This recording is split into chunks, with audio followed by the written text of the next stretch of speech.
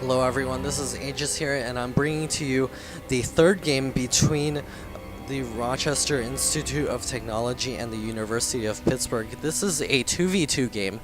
The Collegiate Star League does have a 2v2 meshed into their play, so the third game is always a 2v2, and here I have namespace STD playing Protoss for the Rochester Institute of Technology, and here is his ally Yata playing Terran, playing the blue Terran for Rochester as well. And in the top I have Roland playing Protoss for the University of Pittsburgh, and his ally Good Luck Defense playing as the green Terran for the University of Pittsburgh. Again, this is Aegis here, and I do have a channel at youtube.com/AegisStarcraft2. You can check me out there. You can check out all of my other games that I've uploaded. So these games are being uploaded to the Collegiate Star League account. So go ahead and check out my other games here. I'll also be casting Collegiate Star League games to be posted on my account as well. Perhaps some show matches between good players in the Collegiate Star League. And this match is being played on Warzone. So this map does have a lot of expansions, as well as a interestingly short rush distance. So a lot of different things can happen on this map as well. Again, this is the Collegiate Star League. So the Collegiate Star League does have a website at cstarleague.com. You can check them out there. If you're a college student, you can also play in the league if your school does have a team. If your school doesn't have a team, you can look into making a team for your school next year. We do have Good Luck Defense getting, or I'm just going to call him Defense.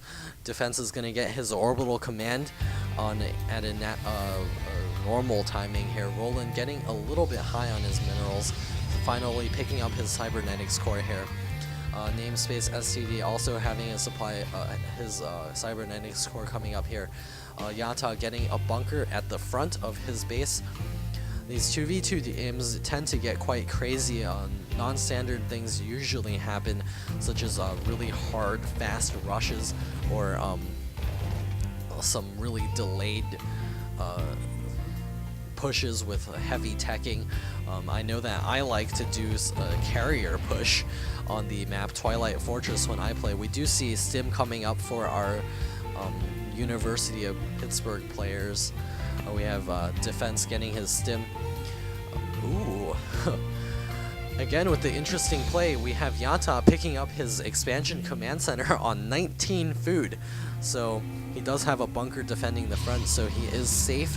Unless they do decide to knock down these back rocks, which in that case they'll have a lot of trouble. Roland going ahead and getting his second gateway here.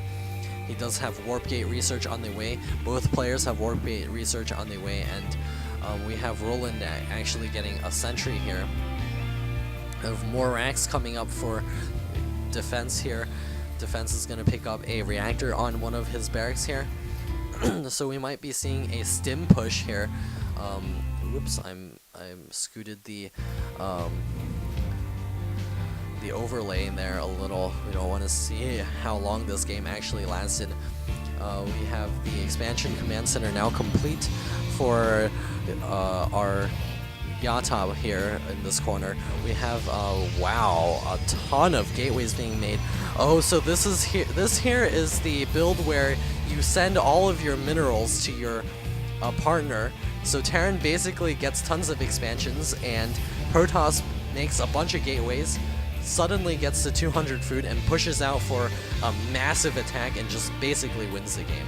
So this defense here is going to do quite well for this strategy. We also have the Twilight Council researching Blink here. So we have more gateways coming up here. This is one of the strategies that TLO pioneered even during the beta of StarCraft 2. So apparently it's still quite viable here in 2v2. Tons of gateways being thrown down here. We have Yata just sending all of his minerals to his friend here. He might as well even take the gold expansion to get even more units. Namespace SCD now building up a substantial army. However, the opponents are quite a ways ahead in food here, and we are going to see a push very soon. But these warp gates are now kicking in. We have these units pushing out to the front. This might be a mistake. He's going to run into the units of Roland here. No, he's actually scooting by. Nope. No confrontation just yet. Roland building a proxy pylon. They're going for a back attack. Yata does see this, so they need to move into the back and try to defend against this. Maybe even take out this proxy pylon. Yes, they do take out the proxy pylon here. Gonna throw down some force fields here. Those are pretty bad force fields actually, but Namespace SCD does have the blink micro, so he's gonna be able to pull back here. We have more warp gate production here, more stalkers being produced by Namespace SCD. These rocks are going to go down, so he's going to have to defend his ally here. He's got to get over there as quickly as he possibly can. So we, the lift on the command center here, he's going to have to do some pretty good blink micro in order to defend against this. More stalkers and zealots being warped in here, and it looks like he does not have enough units to actually hold against this despite his superior tech. He's going to have to utilize the blink micro to the maximum of his ability. No longer getting the high amount of income from his player, from his partner here, so he is being out-pumped by the enemies here from the University of Pittsburgh. He is losing a substantial amount of stalkers. I would have preferred if he had picked up a forge earlier and did upgrades rather than getting blink. Yata is completely open here. If they just go in there, kill some of the SCVs here, then they would be quite a ways ahead. But Namespace SCD now has a huge number of stalkers, but there is a proxy pylon in their base now. All the SCVs now pulling off for Yata, trying to defend against this push. And the Rochester Institute of Technology is losing their entire army here, so we will be seeing a GG soon from them. They're unable to produce out of their mass warp gate here, and all they can do is try to hang on to this expansion as long as they can. More stalkers being produced here, but it's not going to be enough. Yata is trying to help with his SCVs, but he's going to have to run out of here as quickly as he can. GG calls Namespace SCD in all caps. Defense also says GG, and this game is now over. University of Pittsburgh is now up 2-1, and we'll be moving into game 4 now. So we'll see who is able to come out ahead. So we'll be going to a non-standard map. I'll talk about that as soon as we get there. AEgis signing off.